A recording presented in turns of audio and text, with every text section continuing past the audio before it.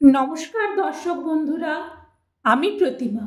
Cooking with প্রতিমা চ্যানেলে আমার সব দর্শক বন্ধুদেরকে সুস্বাগতম। আশা করি তোমরা সবাই ভালো আছো, সুস্থ আছো। আজকে আমি তোমাদেরকে দেখাবো সম্পূর্ণ নিরামিষ পাঁচমেশালি শাক কিভাবে ভাজলে খেতে সুন্দর হবে।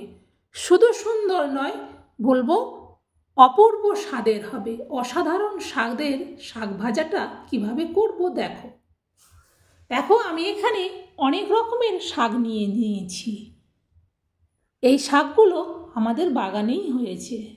অনেক রকমের শাক আছে, প্রায় 6-7 রকমের শাক এতে এর একটু তার একটু করে মেশানো আছে। চলো শাকগুলো কেটে নিই।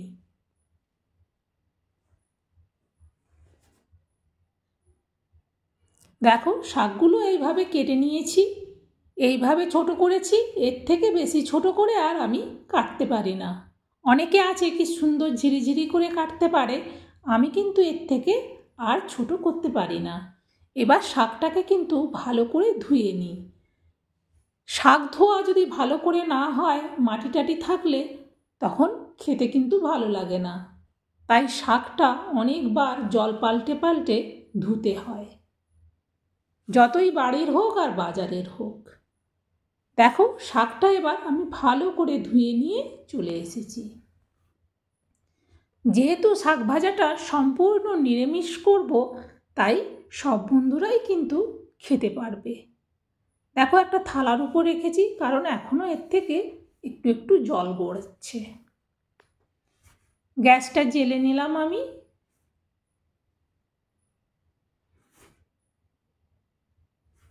কড়াইটা বসানোর পর এতে দিয়ে দেবো তেল।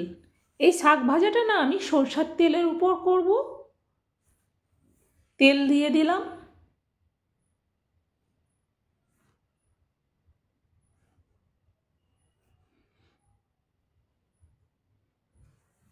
তেলটা গরম হলেই দেখো এতে দিয়ে দিচ্ছি কালো জিরে আর গোটা জিরে। নিরামিষ শাক ভাজাতে এই কালো জিরে আর গোটা জিরেটা ফোড়ন হিসেবে দেবেই। ভারী সুন্দর সেন্ট হবে, টেস্টও হবে।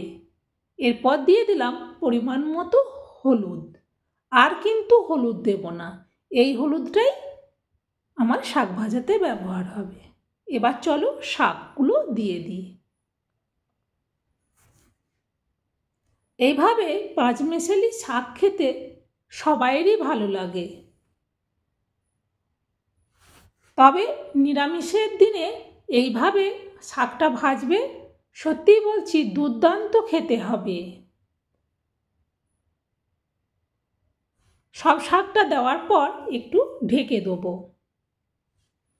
ঢেকে দিলে শাকটা অনেকটা জোরে গিয়ে কমে যাবে। দেখো কতটা কমে গেছে।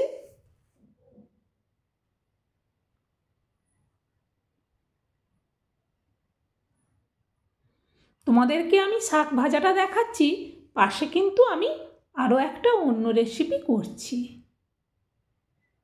দেখো শাকটা গলে যেতে তারপর আন্দাজ বুঝে সেই মতো লবণ দিয়ে দিলাম। যেহেতু শাকটা একেবারে নরম, সব শাকগুলোই খুব নরম, তাই কমে গিয়ে অনেকটাই হয়েছে। লবণ দেওয়ার পর আবারও একটু আমি আন্দাজ মতো চিনি দিয়ে দিলাম। তোমরাও কিন্তু আমার দেখানো প্রসেসে একবার হলেও ভেজে দেখো, খেতে খুব সুন্দর হবে। ঠিক যখন শাক ভাজাটা হয়ে আসবে, তখন এতে আবার একটু কিন্তু দিতে হবে তেল।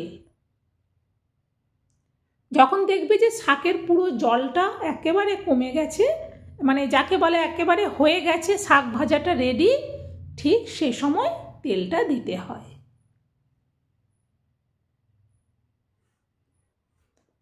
তারপর আমি শাক ভাজাটা এই থালাটার মধ্যে তুলে নিচ্ছি। এই শাক ভাজাটার এত সুন্দর টেস্ট হয়, আর শাক ভাজাটা এতটাই নরম হয়েছে, তোমরা যখন বানাবে তখন বুঝতে পারবে যে নিরামিষ শাক ভাজাও কত ভালো লাগে। দেখো অনেকে আছে শাক ভাজাতে পেঁয়াজ দেয়, রসুন দেয়, কুচি করে শাককে ভেজে দেয়, তারও একটা সেন্ট হয়, টেস্ট হয়, খেতে ভালো লাগে। কিন্তু নিরামিষের দিনগুলোতে এইভাবে শাক ভাজো, খুব সুন্দর লাগবে খেতে। তাহলে বন্ধুরা, আশা করব তোমরা এরপর থেকে নিরামিষে শাক ভাজতে আর ভয় পাবে না। এভাবে বানিয়ে নিও। ভালো থেকো, সুস্থ থেকো, টাটা।